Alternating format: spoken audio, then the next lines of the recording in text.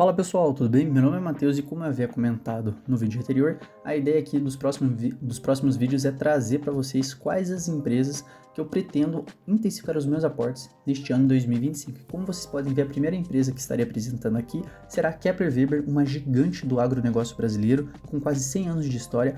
A Kepler é líder em soluções para armazenagem de grãos, como silos, secadores, transportadores e sistemas completos para ajudar fazendas, cooperativas, agroindústrias e até terminais portuários. A ideia aqui no vídeo, pessoal, é analisar os principais resultados do primeiro TRI de 2025, resultado esse que foi divulgado hoje, na data de hoje, dia 30/4, entender os desafios enfrentados pela companhia, as estratégias adotadas e por que ela segue, sendo como uma das ações mais interessantes para quem busca dividendos e também para quem quer ter uma exposição ao agro brasileiro, que, como a gente bem sabe, é um setor onde o Brasil vai muito bem.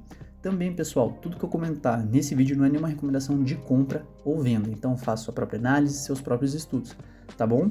Também, para quem quiser ter o mesmo acesso, que a esse arquivo que estará sendo apresentado aqui no vídeo, é muito fácil, tá? É só vocês virem aqui no site da RI da Kepler, Central de Resultados, informações financeiras, clica aqui em Central de Resultados, vai aparecer essa telinha aqui, vocês podem estar filtrando para ter acesso a relatórios, resultados de outros períodos, tá?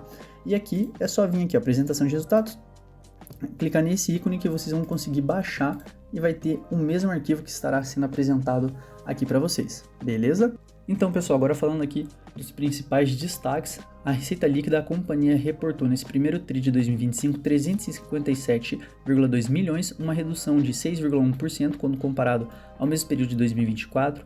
Já o EBITDA, a empresa reportou 52,9 milhões, uma redução e uma retração de 41,5% também, quando comparado ao primeiro TRI de 2024. Com isso, a margem caiu 9 pontos percentuais, ficando aí em 14,8%. Agora, no lucro líquido, a empresa reportou 25,6 milhões, uma redução também bem acentuada de 51%, quando comparado ao primeiro TRI de 2024, deixando assim a margem da companhia em 7,2% nesse primeiro TRI de 2025.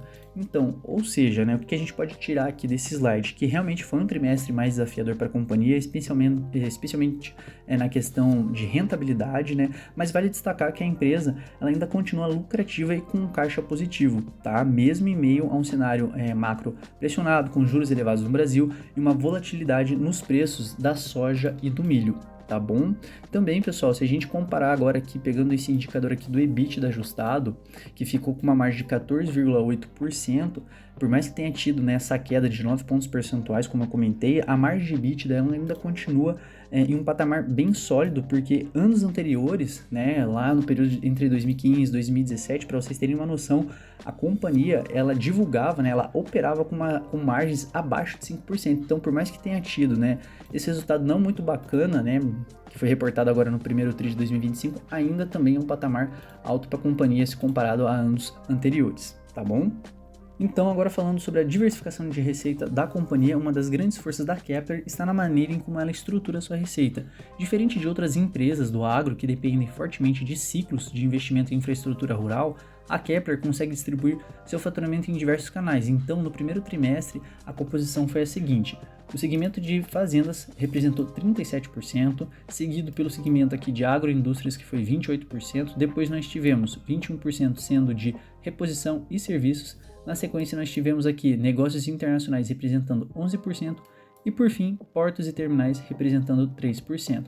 Agora, quando a gente compara esse primeiro TRI desses segmentos versus o primeiro TRI de 2024, a gente percebe que no segmento de fazendas houve uma leve queda de 0,2%, já a agroindústria teve uma queda um pouquinho maior, de menos 4,9%, negócios internacionais teve um pequeno aumento de 5,3%, já portos e terminais aqui sim a gente vê uma queda bem expressiva de 77,2%, e por fim, reposição e serviços teve também um aumento de 28,6%, isso quando a gente compara um trimestre versus o outro.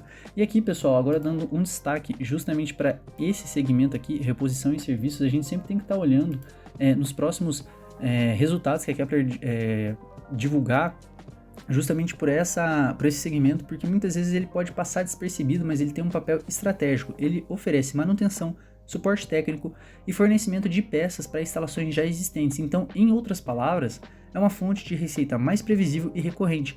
Então acaba fazendo com que a Kepler seja menos dependente da venda de novos sistemas, então de novos silos, então não tem que ficar sempre dependendo sempre de novas obras para estar entrando dinheiro na companhia.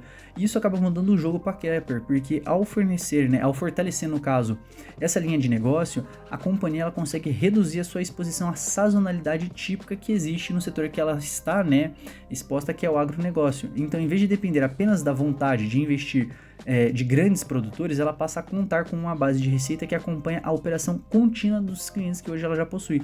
Isso acaba gerando estabilidade para os resultados e também suaviza os altos e baixos naturais que o setor hoje acaba impondo, tá bom? Agora falando, pessoal, de novos projetos, a empresa anunciou 13 obras relevantes que ao todo somam aí 93,5 milhões, né, em valor aqui para a companhia. São 13 obras, são sistemas completos de armazenagem para grãos, como soja, milho, arroz, né? São obras para grandes produtores, agroindústrias, cooperativas, cerealistas também, né? E também nesse conjunto há contratos em 3 países diferentes. Então a gente consegue ver que mesmo em um cenário muitas vezes complicado, difícil, a Kepler ainda consegue gerar demanda com soluções de valor agregado para diversas áreas aí dentro do agronegócio. Agora comentando sobre o EBITDA que foi reportado pela empresa, no primeiro trimestre de 2024 o resultado foi de 90,4 milhões. Esse número caiu para 52,9 milhões agora no primeiro trimestre de 2025 e também a margem líquida teve uma queda bem significativa, saindo de 23,8% no primeiro trimestre de 2024 para 14,8% agora no primeiro tri, né, de 2025. E por que isso ocorreu? Né? Primeiro porque a receita da empresa diminuiu e também quando isso ocorre, né, os custos fixos pesam mais. Em negócios industriais como o da Kepler, quanto mais você produz, mais você consegue diminuir os custos. E se você vende menos, a margem aperta. Mesmo assim, a empresa não ficou parada, a gestão conseguiu reduzir as despesas administrativas em 7% quando comparado ao mesmo período do ano passado, né? Então isso nos mostra que apesar de um ambiente mais difícil, a empresa teve agilidade para cortar gastos e proteger a rentabilidade. Ou seja, né, os números sim vieram mais fracos, mas a reação da Kepler ela foi boa. Em vez de esperar o cenário melhorar, a empresa foi lá e fez os ajustes, né, que eram necessários. Isso nos mostra, né, maturidade e preparo para enfrentar né, ciclos ruins sem perder o rumo. Agora, dando sequência aqui, chegando na parte de investimentos que a companhia fez, né, no primeiro trimestre os investimentos somaram-se aí 17,2 milhões de reais, uma queda, né, de 19% frente ao trimestre anterior, então em relação ao quarto tri de 2024, mas isso aqui não tem nada a ver por conta, né, de um resultado pior, por conta de alguma retração, né, e sim uma realocação estratégica. A empresa continua investindo em modernização e capacidade produtiva, TI e sustentação, expansão da fábrica em Campo Grande. Então, ou seja, por mais que tenha sido um ano difícil, a Kepler continua se preparando para crescer no longo prazo. Então a gente consegue ver aqui, né, que tem investido aqui está atrás dessa imagem aqui de uma prensa, né, excêntrica com alimentador, elevador de carga para pintura em Campo Grande, né, e aqui mais embaixo a gente consegue ver como é que foi a distribuição desses investimentos, né, desses 17 milhões em quais setores que a empresa aqui investiu. Então a gente vê que a maior parte, né, a concentração foi aqui no aumento da capacidade fabril e sustentação, teve aqui uma parte aqui em novos produtos e uma pequena parte ficou investimento na área de TI. Então, pessoal, agora comentando sobre a posição financeira aqui da Kepler, que segue confortável, a companhia tem de saldo bruto 356,8 milhões de reais, enquanto de caixa líquido a companhia conta com 54,6 milhões de reais, beleza? Agora passando aqui para o próximo slide, falando mais sobre o retorno do capital investido, o ROIC, né? Então, pegando os 12 meses de 2024, pegando o ano inteiro passado, né? O ROIC da companhia foi de 34,2, um ROIC bastante alto. E nesse primeiro tri de 2025, a empresa reportou um ROIC na casa dos 28,8%. Então, uma queda de 5 pontos percentuais e, por mais que tenha tido essa queda, ainda é um ROIC, é um dos maiores ROICs que nós temos no setor. Então, em outras palavras, a Kepler consegue transformar o capital investido em retorno para o acionista de uma forma muito eficiente. Agora, dando sequência aqui, falando agora mais sobre os dividendos e o payout, né, que a companhia distribuiu, foram pagos, né, 70 milhões de reais em abril de 2025, um resultado aí que foi de 40 centavos por ação, né? Então, como vocês podem ver aqui, um payout de 75% do lucro líquido. Com isso, a Kepler em 2025, a maior pagadora de dividendos do setor agro. Então, para quem busca uma empresa, né, que gera renda passiva, é uma ação que a gente pode estar, que você, no caso, pode estar acompanhando para ver se faz parte, né, da sua estratégia de investimento, se é uma empresa interessante para você estar colocando na sua carteira. Então, agora falando sobre a tese, estratégia de gestão da companhia, nesse primeiro bloco, primeiramente iremos falar sobre a tese de investimento. Então, na questão de déficit de armazenagem, como a gente sabe, o Brasil ainda enfrenta um déficit estrutural na capacidade de armazenar grãos, o que sustenta a demanda por soluções como as da Kepler. E também há uma expectativa de safra recorde esperada para esse ano de 2025 de 332 milhões de toneladas, e esse desafio acaba se transformando em oportunidade recorrente para a companhia. Também na parte aqui da industrialização do agro, cada vez mais a modernização do campo exige soluções mais completas, e a Kepler tem se posicionado como uma fornecedora estratégica nesse movimento. Destaque aqui para os contratos relevantes no setor, no segmento de biocombustíveis, sendo que um deles foi o maior contrato celebrado nos últimos 5 anos pela companhia dentro de todos os segmentos. Agora aqui, dando sequência indo para a parte de estratégia da companhia, a gente vê que na parte de diversificação de negócios, houve um crescimento no segmento de negócios internacionais de 5,6%, e reposição de serviços houve um salto de 28,6%. E como também a gente destacou aqui no vídeo, esse segmento de reposição de serviços ele é fundamental, pois ele gera previsibilidade na receita da companhia. E além disso, também teve a retomada da operação na Argentina, que voltou a ter relevância no mix de receitas para esse ano de 2025.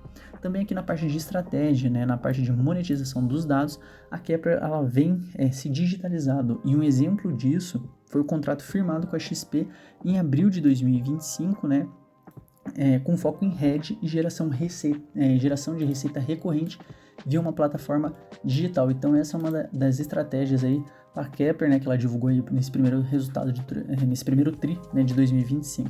E agora falando aqui na parte de gestão, como a gente sabe, esse ano para a Kepler tem sido já um primeiro trimestre desafiador, seja pela queda do preço das commodities, taxas de juros elevadas, as margens caindo. Então, por mais que tenha tido todos esses desafios, a gente viu que houve uma redução de 7% no primeiro trimestre no controle de despesas da companhia. Então, um ponto bem positivo aqui, um ponto legal aqui para a Kepler, que mesmo num cenário desafiador, a companhia conseguiu ter uma redução nas despesas.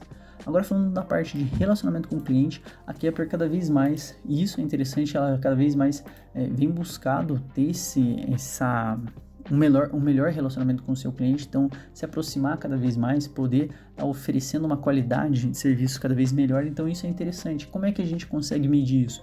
Por esse indicador chamado NPS. Para vocês terem noção, pessoal, esse indicador vai de menos 100 até mais 100. E em 2018, a Kepler tinha 36, a nota dela era 36, e agora para 2024 ela atingiu a nota de 72. Então a gente vê que ela conseguiu crescer 100% de 2018 até 2024. Então mostra também o interesse da Kepler em cada vez mais se aproximar mais do seu cliente e ter um relacionamento melhor, no caso ter uma qualidade de serviço cada vez melhor prestada.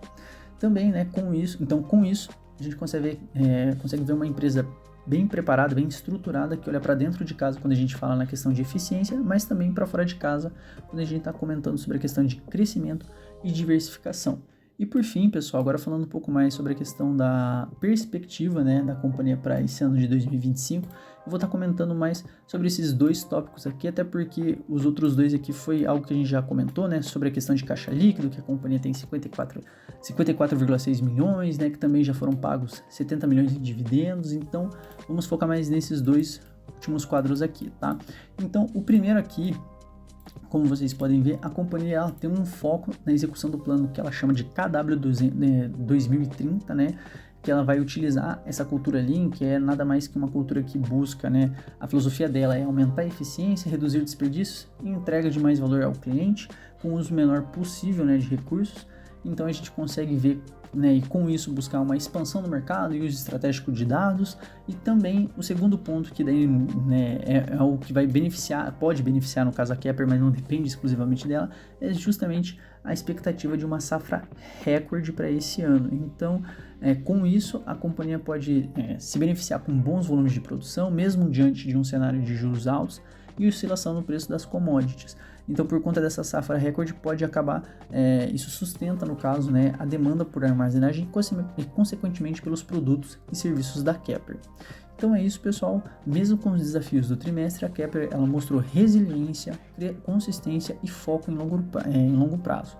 Ela continua sendo uma ação, né, com crescimento sólido, exposição ao agronegócio, que é algo que ainda acaba deixando ela sendo uma empresa, de certa forma, cíclica, né? Também é uma empresa que, como a gente tem visto, tem sido uma empresa que tem distribuído os dividendos, né? E que tem um potencial de valorização com a retomada do ciclo de investimentos. Beleza? Então com isso, né, se você curtiu esse tipo de análise, já deixa o like, se inscreve no canal e comenta aqui embaixo. Você investiria na Kepler ou prefere outras ações do agronegócio? Até o próximo vídeo, pessoal. Muito obrigado. Abraço.